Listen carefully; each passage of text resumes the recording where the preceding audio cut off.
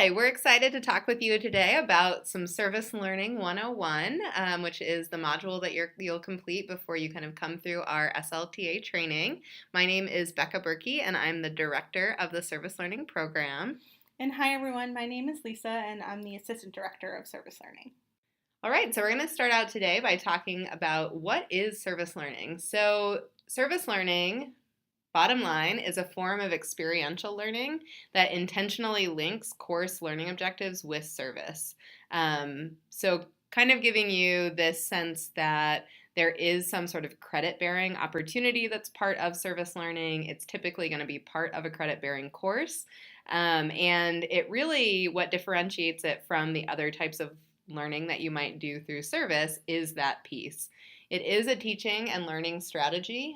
So the hope, obviously, is that faculty are utilizing this as an opportunity to showcase their material in new ways and to give back to the community, and that everybody is kind of learning through that as well. For many years, the Association of American Colleges and Universities did a number of different research projects at universities all across the country, looking at what is it about the college experience that actually helps people to persist through college, graduate, and be successful upon graduation. And when they looked at that research and kind of boiled it down, what they did was they identified different, what they called high impact practices. There are 10 of them that they identified through this research, and service learning and community engaged learning is among those. One thing that we really try to emphasize, and we'll come back to this again in the slide set, is that service learning is really about creating and fostering mutually beneficial partnerships.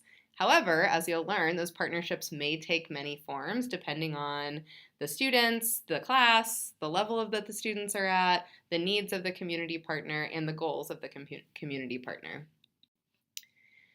So, kind of taking that a step further, as we think about designing service learning experiences, we really aren't thinking about doing that in a way that is prescriptive at all. We really kind of start this process with two questions. What do faculty members really want or need their students to learn through the class that they're incorporating service learning in?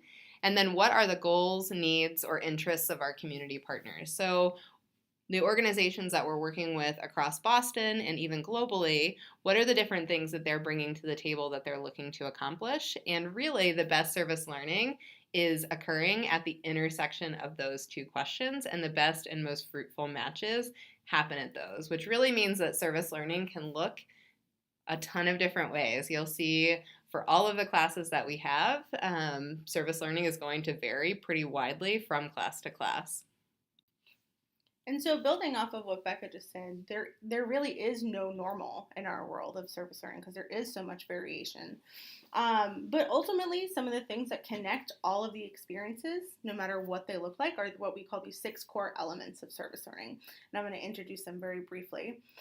The first being integrated learning. So in service learning, you notice the S and the L are connected by the hyphen, right? So that's the physical representation that the two are integrated and connected to one another. And so we shouldn't have service happening that's completely unrelated to the course material.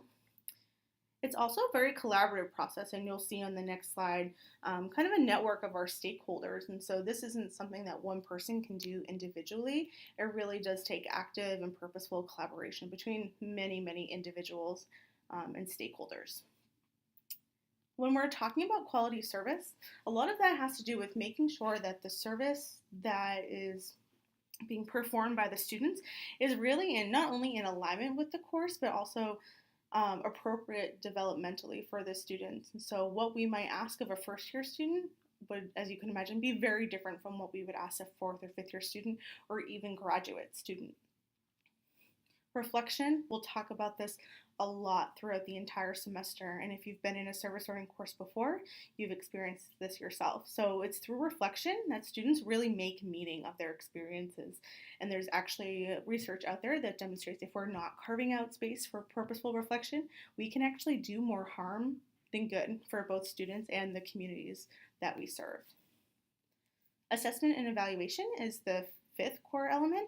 And so our program actually has a pretty robust evaluation process. So we do evaluations of, for, and with students, partners, faculty, S-LTAs are some of our main stakeholder groups, and not only are we collecting that information to see what is going well, what are students learning, but we also share that information back out to the different stakeholder groups to make sure that they're using it to inform their work and inform their practice and scholarship.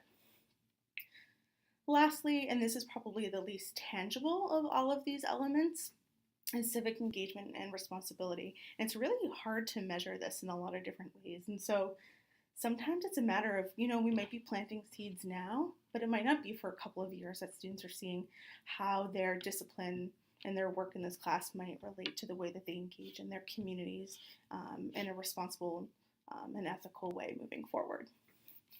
One thing that's not listed on here, and I mentioned it briefly with integrated learning, is the importance of the hyphen. And so as ambassadors of the Service Learning program and employees of the program, it's really important that when we write Service Learning, we always have a hyphen. And so it's actually this physical, like I said, physical representation of the integration. So if you write with an absence of it, it means that the two are not connected. Additionally, when you have a capital S, you should also have a capital L. So capitalization and consistency is really important. If just the L was capitalized, that would imply that the learning actually carries heavier weight and more importance in the process, when really we want there to be a balance between the two. Finally, the last slide in this little set here is just a general description or visual of who are our key stakeholders in our network. There should be many more lines drawn between the different nodes, but you can see the Service Learning program. It's not in the center necessarily because we think we're the center of the universe. It's kind of the way it played out, but we are actually part of the Center of Community Service at Northeastern, which is part of the Division of City and Community Affairs. We have a community advisory board across our division. We have a Service Learning advisory board here at the university. We have our students, our partners, community members, our student leaders, which actually are the teaching assistants, team managers, and street team members. Obviously connected so much to academics, the office of the registrar in colleges. And so though you may not interact individually with each of these different stakeholder groups, it's really important that we recognize that they're part of this network and very influential in our work in a positive way. Wonderful. So we look forward to seeing you all at trainings, future events, and meetings, and we're looking forward to another great semester together.